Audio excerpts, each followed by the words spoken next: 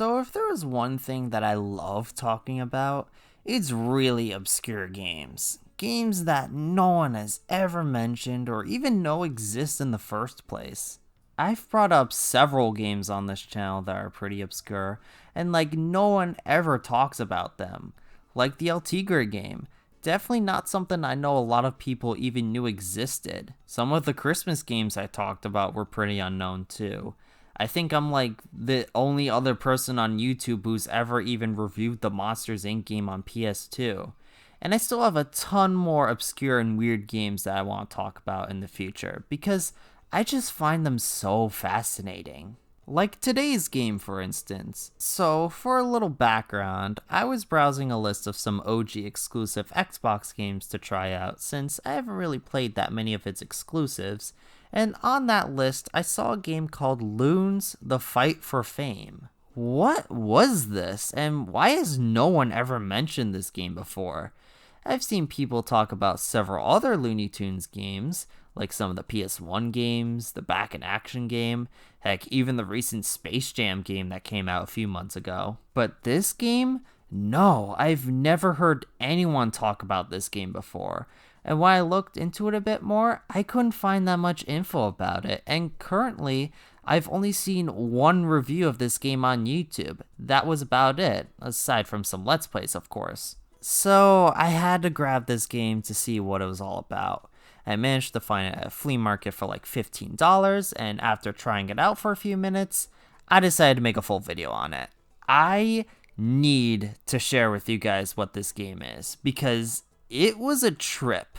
Again, I couldn't find too much info on the development for this, other than it was released in late 2002 exclusively for the original Xbox. It was published by Infogrames, who also published several other Looney Tunes games from around this time, and a few other titles, and it was developed by Warthog Games. These guys did a few Tiny Toons games, a few Animaniacs games, and they would do another Looney Tunes game, the Back in Action game. I said games so many times in that sentence, huh?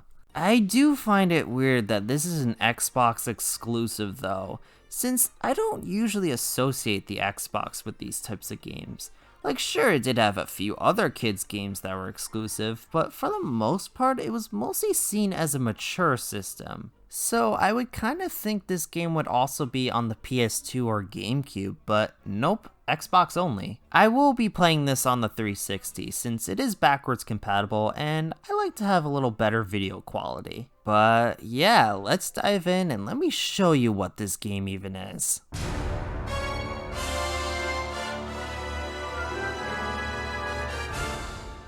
So the story is pretty non-existent. Actually, there is some sort of plot, but it's pretty small. Basically, Rocky and Muggsy decide to ruin a movie studio by making really expensive movies so they can buy up all the stock to become big movie moguls. They hire Yosemite Sam as the director to try and find the absolute worst actor to star in their movie. Those being Bugs Bunny, Daffy Duck, Sylvester the Cat, and Taz the Tasmanian Devil. And there's a few joke cutscenes here and there, and at the end they trash the movie studio and leave. Yeah, that's it. The voice acting is pretty good though, but honestly, I only laughed at maybe one or two jokes. It wasn't very funny. I wouldn't say it's awful, but definitely not the best Looney Tunes writing material. The game looks pretty good for an OG Xbox game, especially if you're playing on the 360. It looks really crisp.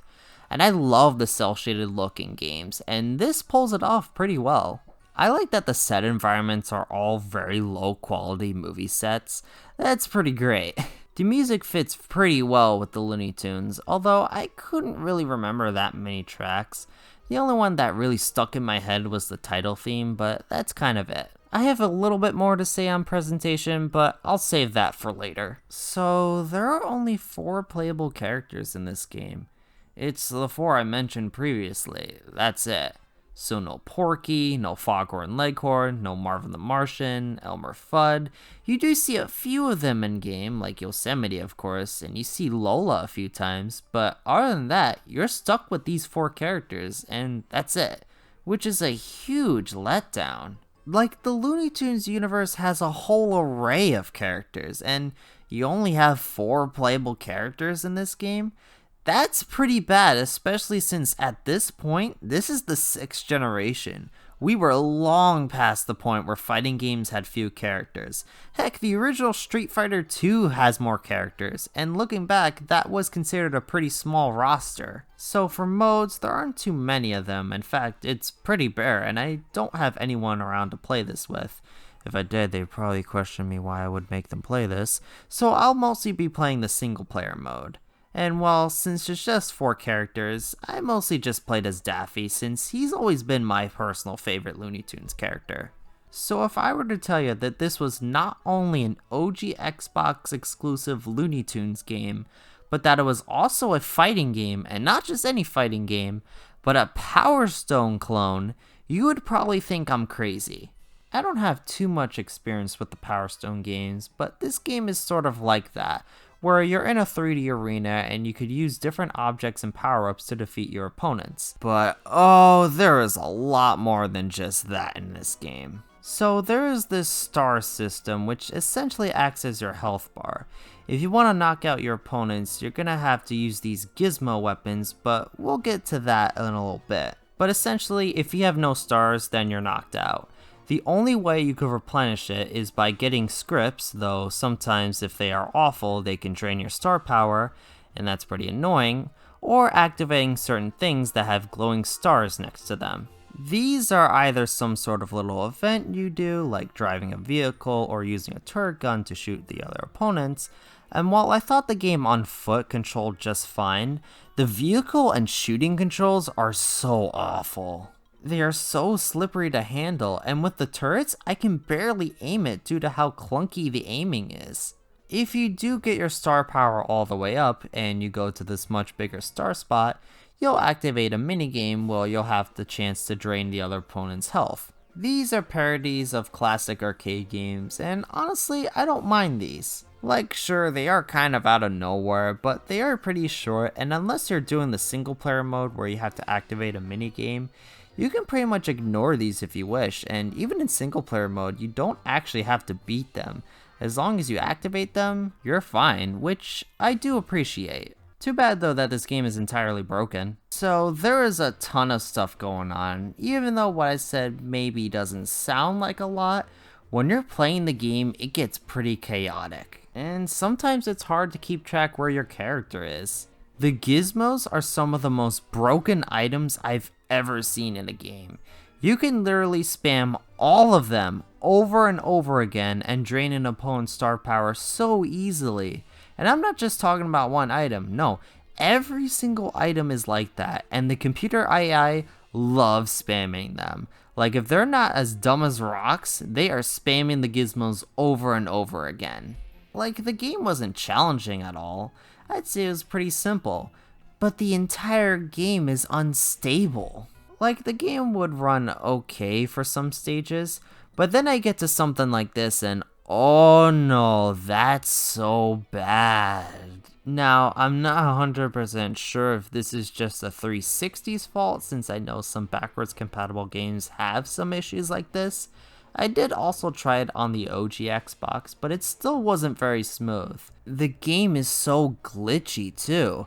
Like, sometimes the character's model would just look off. Sometimes I see some T-poses. Heck, look at this poster for one of the levels. It literally has Lola T-posing. That's insane. I would also encounter some stuff that would actually cause the stage to be unbeatable. Like in this stage, Sylvester jumps into the water and basically disappears, meaning I can't knock him out and I had to restart the entire challenge. In one of the last challenges, there were no sound effects playing at all throughout most of it. It was just the music and character voices, which was really creepy. That's much better. Splendid. Okay, you sleepwalking cattle. Climb up on them boxes and get a going along the air shaft. Get to the middle, swing down, and get tippy-tapping on that computer. You're gonna turn off the alarms, you galoot. What is this game? And even Big Chungus is here too, what even? And aside from the single player and multiplayer mode, that's pretty much it. You can unlock some concept art and even this really cool highlight reel of several classic Looney Tunes cartoons, which I will admit is genuinely really cool, even if it's just highlights. But no, that's all the game offers.